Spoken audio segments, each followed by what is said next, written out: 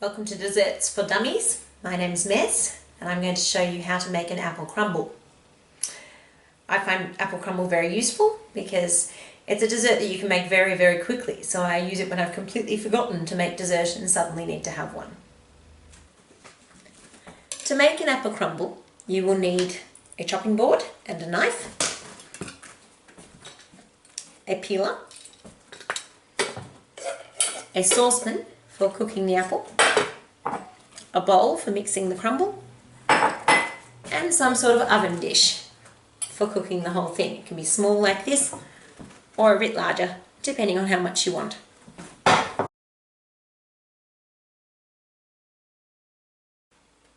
There are two parts to making an apple crumble: the apple and the crumble. The apple part is made with apples, cinnamon and water. Usually a recipe will ask you to use green apples, Granny Smiths. They're your basic cooking apple. But usually I find more red or pink apples in my fruit bowl, and really for a crumble it makes very little difference. Use what you've got.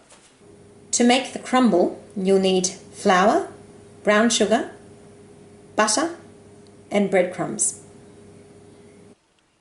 I also like to have a bit of vanilla ice cream available to serve it with, or cream will work perfectly well. I'm going to be fairly vague about the quantities that you should use. This is because the amount that you want of the ingredients really depends on which oven dish you have to use. To figure it out, take your oven dish and put in whole unpeeled apples. See how many you can fit in. This dish fits 3. This larger dish here fits 5. Either way, it will end up with the amount of apple coming up just about an inch, which is what we want.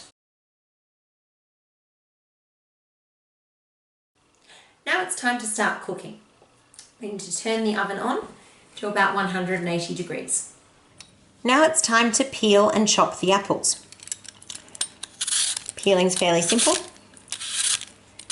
You don't need to get all the bits of peel off the apple. If a couple of bits are left, it doesn't really matter. Just most of it. When you've got it to about this stage, and we chop the apple in half, and in half again. Okay, you'll notice the core of the apple is still there. So next we need to cut that out. This is what we want. Yep. Wipe that off. Then we cut it into pieces about this size. When your apple has been chopped, put it all in a saucepan like this one, and then we sprinkle in just a little bit of cinnamon. Not too much. Now we're going to put in some water. Fill it up until the apple's sitting in water. Doesn't need to come all the way up to the top. Half of it's just going to work through steam. We've done this because the apple needs to cook a lot more than the crumble does. So we'll put the lid on the saucepan and then heat the whole thing up on the stove while we make the crumble. I'm going to make this crumble by hand, so the first thing I've done is I've removed all my jewellery, otherwise we're going to have a total mess. Your butter needs to be cut into lumps rather than being one big block. Doesn't really matter too much what size they are, as long as they're relatively small. I generally use 100 grams of butter for a small crumble, or about 200 grams for a large crumble. Now we need to add flour,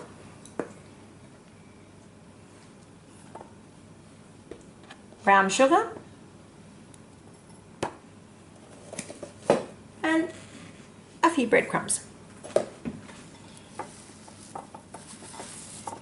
And we just push them all in like this.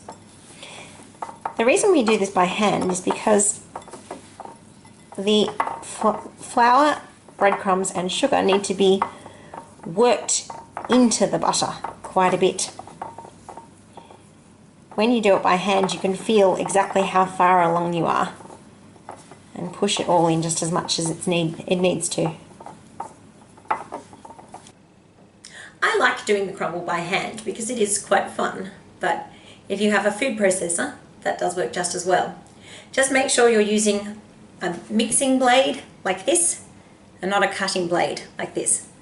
Otherwise, it won't work as well. Okay, you can see where I've got to. This is sort of starting to look like biscuit dough. This means I've got too much butter and not enough of the dry ingredients. So I'm going to add more and keep going. Now, this is looking more like what we want. You can see when I pick it up, it's crumbly, hence the name. Now it's time to put everything in your oven dish. You need to get the apple out of the saucepan without getting out any excess water. If you've got a slotted spoon, use that. If not, just do your best with a regular spoon. And there's my apple. Like I say, it's about 1 inch deep across the bottom. Sprinkle the crumble across the top, like this.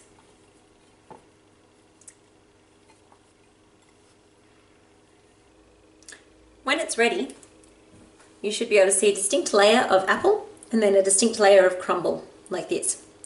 Now it's time to put it into the oven.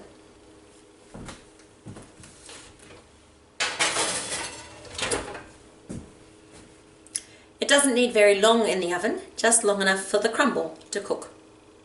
One of the nice things with this recipe is how adaptable it is.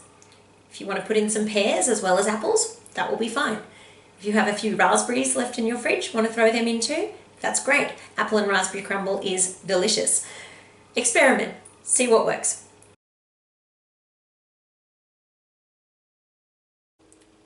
And here's my apple crumble, fresh from the oven.